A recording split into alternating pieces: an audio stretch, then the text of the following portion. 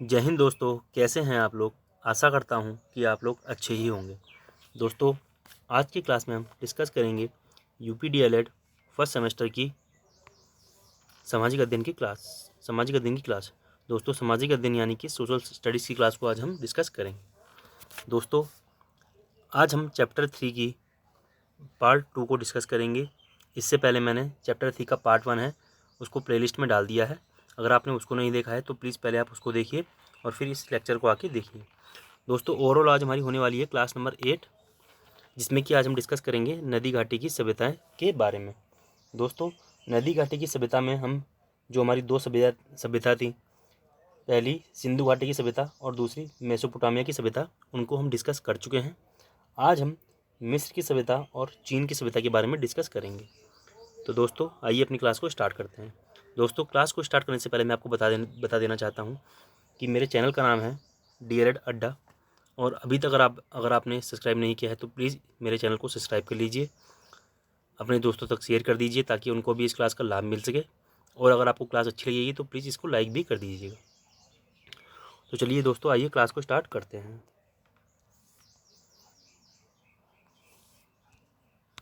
देखिए, जैसे मैंने आपको बताया, सिंधु घाटी की सभ्यता और मेसोपोटामिया की सभ्यता हम पढ़ चुके हैं। आज जो हमें पढ़ना है वो है हमारी मिस्र की सभ्यता, यानी कि इजिप्टियन सिविलाइजेशन। आइए देखते हैं क्या होती है। हमारा टॉपिक है आज की मिस्र की सभ्यता यानी कि इजिप्टियन सिविलाइजेशन। देखिए क्या होती है। मिस्र की सभ्यता का विकास कहाँ हुआ? देखिए, नील नदी के किनारे हुआ। कहाँ हुआ? नील नदी के किनारे हुआ था। मिस्र अफ्रीका महाद्वीप के उत्तरी पूर्वी भाग में स्थित है। किस भाग में बताइए? उत्तरी पूर्वी भाग में स्थित है। आइए, मैं अगर आपको मैप का ज्ञान नहीं है तो मैं आपको एक बार मैप का ज्ञान करा देता हूँ। देखिए, ये मेरा क्या है? नॉर्थ, ये मेरा ईस्ट, ये मेरा साउथ और ये मेरा वेस्ट। ठीक है, यानी कि अगर मैं इसे बोलूँ तो ये मेरा क्या हो गया? उत्तर हो गया। ये मेरा क्या हो गया? पूर्व हो गया। ये मेरा क्या हो गया बताइए? दक्षिण हो गया। और ये मेरा क्या हो गया बताइए? पश्चिम हो गया।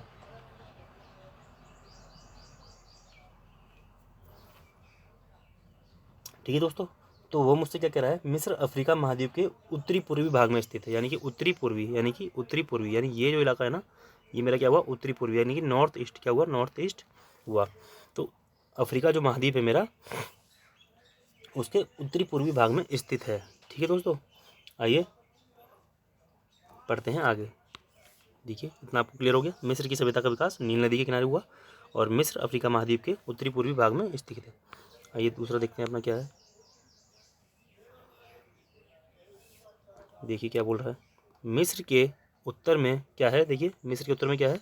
भूमध्य सागर। क्या है? मिस्र के उत्तर में क्या है? भूमध्य सागर। तथा पूर्व में लाल सागर है। पूर्व में क्या है? लाल सागर है। इसके दक्षिण पश्चिम में रेगिस्तान है। दक्षिण पश्चिम में क्या है? क्या है? रेगिस्तान, यानी कि दक्षिण पश्चिम का मतलब क्या है? South west. साउथ वेस्ट में क्या है? रेगिस्तान है। नील नदी मिस्र के मध्य भाग में बहती है। किसमें? मध्य भाग में बहती है। ठीक है दोस्तों, आइए इसको एक बार मैप के हिसाब से देख लेते हैं। जैसे मैंने आपको बताया, अभी मैंने आपको बताया कि ये मेरा क्या है बताइए? उत्तर है।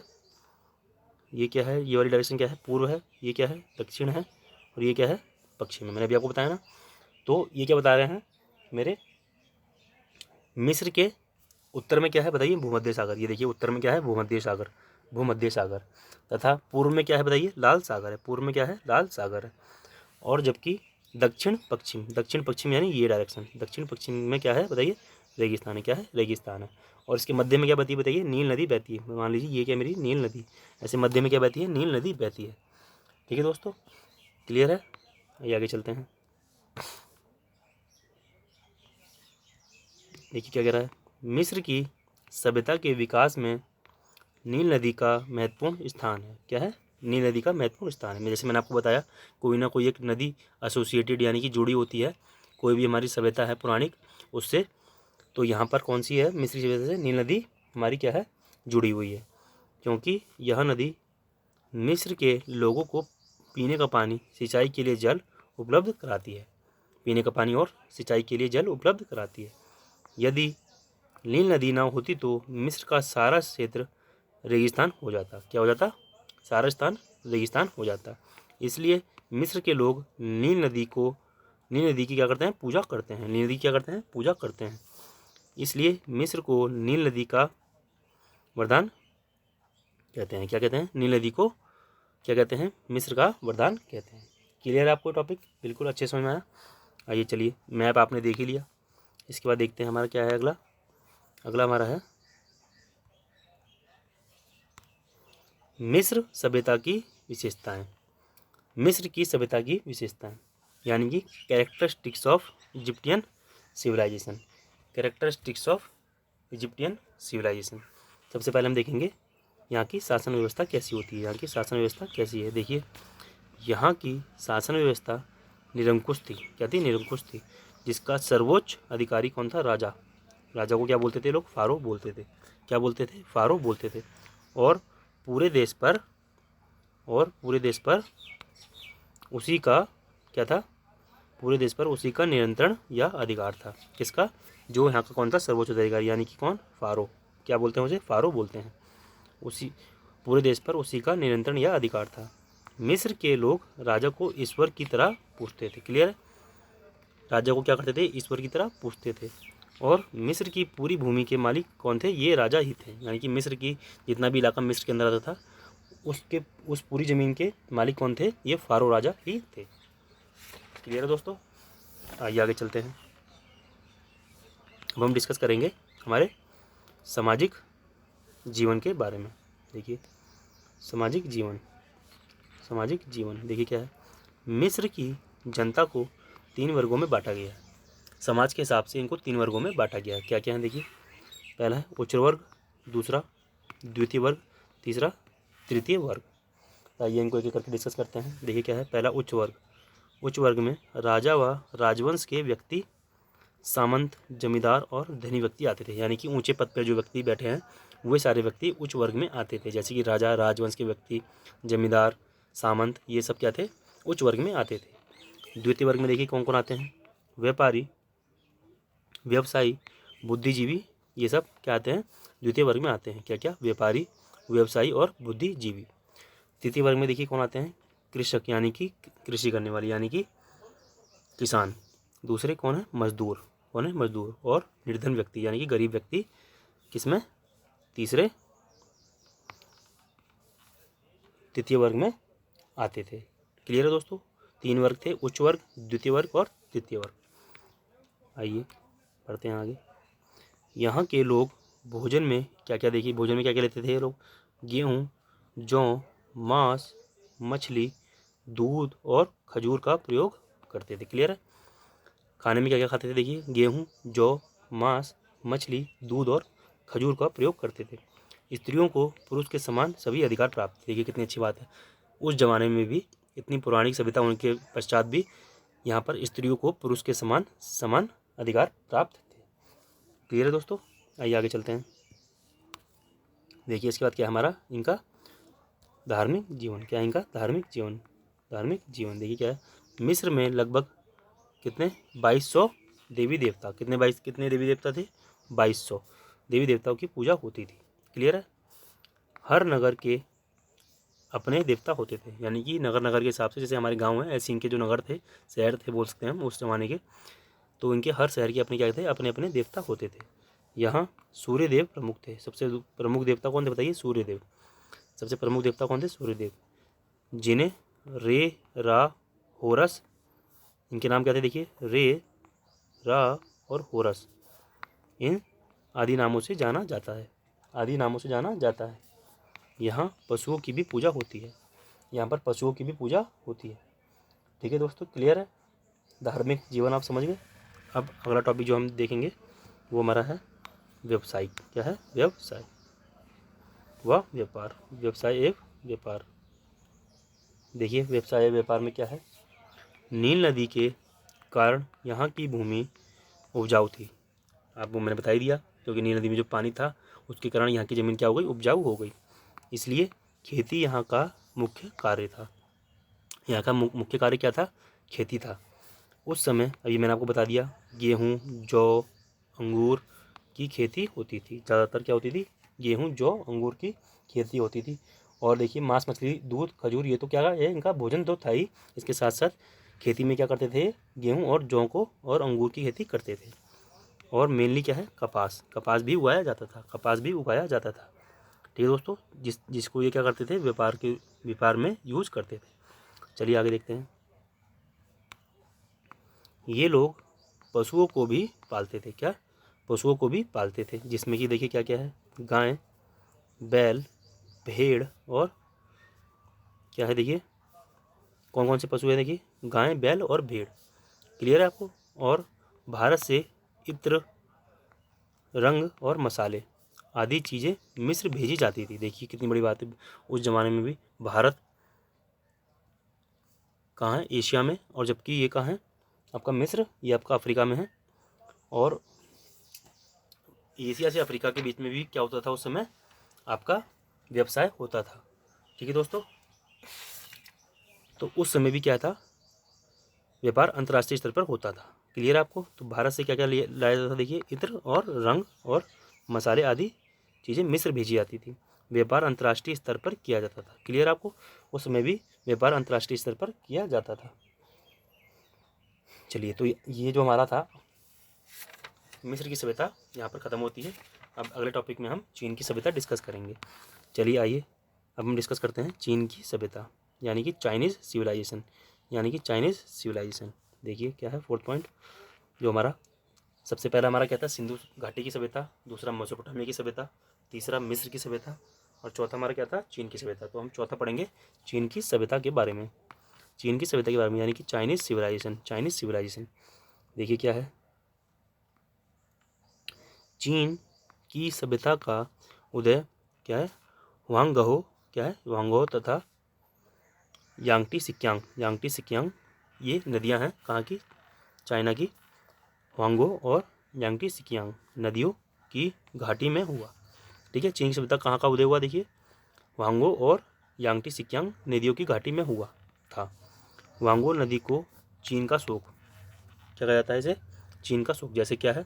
कोसी नदी को बिहार का शोक कहा जाता है ना? क्यों कहा जाता है? क्योंकि इसका कोई सीधा रास्ता नहीं है। जब भी इसमें ज़्यादा पानी आता है तो ये कहीं भी अपना रास्ता बना लेती है और गाँव में बाढ़ आ जाती है इसकी वजह से। इसलिए कोसी नदी को बिहार का शोक कहा जाता है। इसी तरह जो हांगो नदी है, इसको चीन का क्या कहा जाता है? शोक कहा जाता है।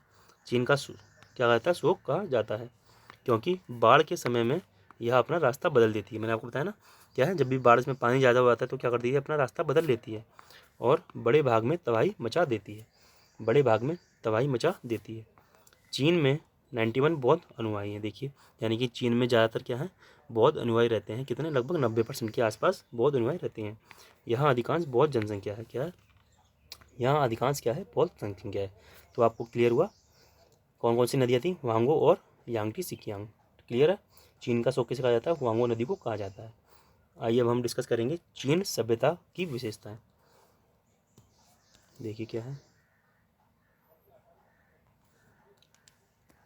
चीन सभ्यता की विशेषताएं। चीन सभ्यता की विशेषताएं यानी कि कैरेक्टरिस्टिक्स ऑफ चाइनीज सिविलाइजेशन।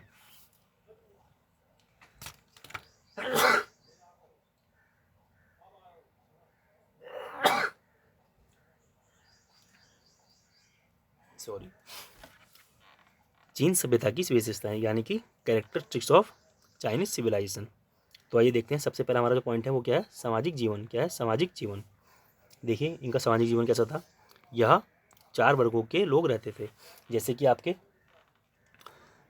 मिस्र की जो सभ्यता थी उसमें 3 तरह के लोग रहते थे। उच्च वर्ग, मध्यम वर्ग और क्या थे? द्वितीय वर्ग और तृतीय वर्ग। 3 थे ना? उच्च वर्ग, द्वितीय वर्ग और तृतीय वर्ग। उसी तरह यहाँ पर क्या है मेरे? 4 तरह के लोग रहते हैं। क्या है? पहले देखिए बुद्धिजीवी वर्ग। पहला क्या था वर्ग? बुद्धिजीवी वर्ग। बुद्धिजीवी वर्ग। दूसरा क्या था? व्यापारी वर्ग।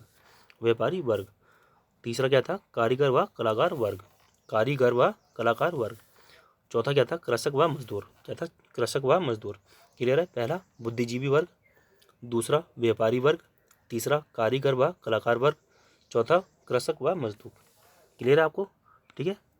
और देखिए क्या बोल रहा है इसके बाद ये यहाँ सभी संयुक्त परिवार में रहते थे। क्या है, ये सब लोग जो थे संयुक्त परिवार में रहते थे। क्लियर आपको, किसमें, संयुक्त परिवार में रहते थे। ठीक है दोस्तों, आइए आगे देखते हैं कि सांस्कृतिक जो स्थिति थी वो कैसी थी। सांस्कृतिक स्थिति इनकी कैसी थी, देखिए सेकंड पॉइंट हमारा है सांस्कृतिक स्थिति। सांस्कृतिक स्थिति देखिए, यहाँ भवन निर्माण व मूर्ति कला का विकास हुआ था। किसका, मूर्ति कला का विकास हुआ था। ठीक है दोस्तों, यहाँ पर ऐसे लगा लीजिए ना, मूर्ति कला का विकास हुआ था। क्लियर है, भवन निर्माण तथा मूर्ति कला का विकास हुआ था। चीन के इतिहास में सबसे पहला स्मारक क्या है, स्मारक चीन की विशाल दीवार। क्या है, चीन की विशाल दीवार, वेरी इंपॉर्टेंट। क्या था सबसे पहले बताइए, चीन की विशाल दीवार है, जो विश्व के महान आश्चर्यों में से एक है। यानी कि जो हमारे 7 वंडर्स है ना, 7 वंडर्स ऑफ वर्ल्ड, उनमें से एक क्या है, चीन की विशाल दीवार भी है, यानी ग्रेट वॉल ऑफ चाइना। क्या बोलते हैं इसे, ग्रेट वॉल ऑफ चाइना बोलते हैं। ठीक है, तो ये क्या था, इनका भवन निर्माण व मूर्तिकला का जो विकास हुआ था, उसके चलते इन्होंने एक विशाल दीवार का निर्माण किया, जिसे चीन की विशाल दीवार कहते हैं। और यह 7 वंडर्स ऑफ द वर्ल्ड यानी कि विश्व के महान आचार्यों में से क्या है, एक है। चलिए आगे देखते हैं हम। अब क्या है, धार्मिक स्थिति। क्या है, धार्मिक स्थिति। देखिए धार्मिक स्थिति कैसी है इनकी, ये लोग सर्वोच्च शक्ति को पूजा करते थे, यानी कि सर्वशक्ति, यानी जो सर्वशक्तिमान है उसकी ये पूजा करते हैं, जिसे वे क्या कहते हैं, देखिए संगति। क्या कहते हैं, संगति कहते हैं। क्या कहते हैं, संगति कहते हैं। ठीक है दोस्तों, संगति का अर्थ क्या होता है, देखिए स्वर्ग का देवता। क्या होता है, स्वर्ग का देवता होता है। संगति का अर्थ क्या होता है, स्वर्ग का देवता होता है। आपसे पेपर में पूछ सकता है कि जो चीन के लोग हैं वो किसी पूजा करते हैं, तो संगति यानी कि सर्वोच्च शक्ति यानी कि स्वर्ग का देवता की पूजा करते हैं। क्लियर है, आइए आगे चलते हैं। देखिए क्या है, अब हम पढ़ेंगे आर्थिक शक्ति के बारे में।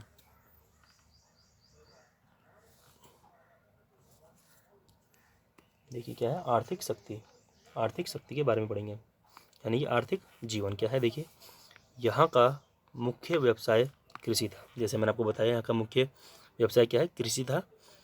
ठीक है दोस्तों, और चीन के लोग व्यापार करते थे। चीन के लोग व्यापार करते थे। आज भी जो चीन है, जो आप देख रहे हैं कितना आगे बढ़ रहा है, क्या है, व्यापार कर करके, बिजनेस कर करके ये क्या है, आगे बढ़ रहा है। तो उस समय भी चीन के लोग क्या करते थे, व्यापार करते थे।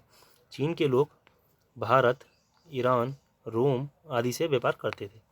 ठीक है दोस्तों, भारत, ईरान, रोम आदि से क्या करते थे, व्यापार करते थे। तो ये इनकी क्या थी, आर्थिक स्थिति थी, जिसमें एक कृषि इनका क्या था, मुख्य आर्थिक जीवन जीने का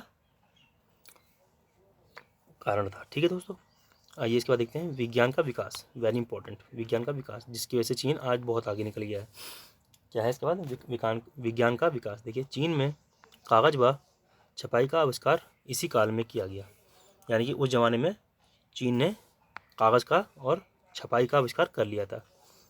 और भूकंप के विषय में पता लगाने वाला यंत्र सिस्मोग्राफ। यानी कि अगर आपसे पेपर में पूछेगा कि सिस्मोग्राफ क्या है, तो जो हमारा भूकंप आता है ना, वो हम रिक्टर में नापते हैं। तो उस भूकंप को, जो हमारा रिक्टर में पैमाना होता है, उसके लिए क्या होता है, ग्राफ बनाया जाता है। उसका निर्माण भी किसने किया था, चीनियों ने ही किया था। किसने, चीनियों ने ही किया था। क्लियर आपको। ठीक है दोस्तों, तो आज जो आपका है ये चीन की सभ्यता भी ख़त्म होती है। एक जो आपका मेन टॉपिक है मैं आपको पढ़ा देता हूँ, ये थोड़ा पेपर में पूछा गया था, इसलिए मैं आपको इसके बारे में पढ़ा देता हूँ। क्या है, देखिए गीजा का पिरामिड। क्या है, गीजा का पिरामिड। गीजा का पिरामिड देखिए क्या है, पहली बात तो ये देख लीजिए, ये है कहाँ पर, गीजा, कायरो, मिस्र में। कहाँ पर है, मिस्र में, यानी कि मिस्र की सभ्यता में जो हमारा गीजा का पिरामिड उपलब्ध है। यह दुनिया के 7 प्राचीन आश्चर्यों में से एक है। जो हमारे प्राचीन 7 आश्चर्य थे, 7 वंडर्स ऑफ लाइफ, जिसमें एक चाइना की दीवार भी है चीन की, उसमें एक गीजा का पिरामिड भी है, जिसे काल प्रवाह भी खत्म नहीं कर सका। यानी कि बहुत सारे भूकंप आए, बाढ़ आई, है ना, लेकिन तब भी आज गीजा का पिरामिड वैसे का वैसा ही खड़ा हुआ है। यह पिरामिड 450 फुट ऊंचा है। कितना ऊंचा है बताइए, 450 फुट ऊंचा है। आप अंदाजा लगा सकते हैं कि कितना ऊंचा होगा। कितना है, 4300 वर्षों तक यह दुनिया की सबसे ऊंची संरचना रहा। कितना, 4300 वर्षों तक दुनिया की सबसे ऊंची संरचना रहा। इस समय तो क्या है, इस समय क्या है आपको पता होगा, बुर्ज खलीफा जो कि क्या है, सऊदी में है, वो इस समय दुनिया की सबसे ऊंचा क्या है, बिल्डिंग है ना। तो उस ज़माने में कितना था, 450 फुट सबसे ऊंचा 4300 वर्षों तक रहा। यह 13 एकड़ में फैला हुआ है। कितने एकड़ में, 13 एकड़ में फैला हुआ है। क्लियर आपको। इसकी जो जगह है मैंने आपको बताई दी है, क्या है, गीजा, कायरो। कायरो क्या है, इनका एक शहर है जो कि कहाँ पर स्थित है, कौन से देश में, मिस्र देश में स्थित है। ठीक है दोस्तों, क्लियर है दोस्तों। आज की क्लास यहाँ समाप्त होती है। ठीक है दोस्तों, मिलते हैं नेक्स्ट क्लास में, जिसमें कि हम नया चैप्टर शुरू करेंगे जो कि हमारा वैदिक काल होने वाला है, यानी कि वैदिक पीरियड शुरू होगा, उसके बारे में हम डिस्कस करेंगे। दोस्तों अगर आपको यह क्लास अच्छी लगी हो तो प्लीज़ इस क्लास को लाइक कर दीजिएगा। अगर आपको कोई कमेंट है या कोई आप मुझे बताना चाहते हैं तो आप इस लेक्चर के नीचे कमेंट कर सकते हैं। अगर आपने अभी तक इस क्लास को शेयर नहीं किया है तो प्लीज़ शेयर भी कर दीजिए, ताकि आपके दोस्तों को भी इस क्लास से फ़ायदा हो। और अगर आपने अभी तक सब्सक्राइब नहीं करा है तो प्लीज़ सब्सक्राइब भी कर दीजिएगा। ठीक है दोस्तों, मिलते हैं नेक्स्ट क्लास में। तब तक के लिए बाय, जय हिंद। अपना बहुत ध्यान रखिएगा।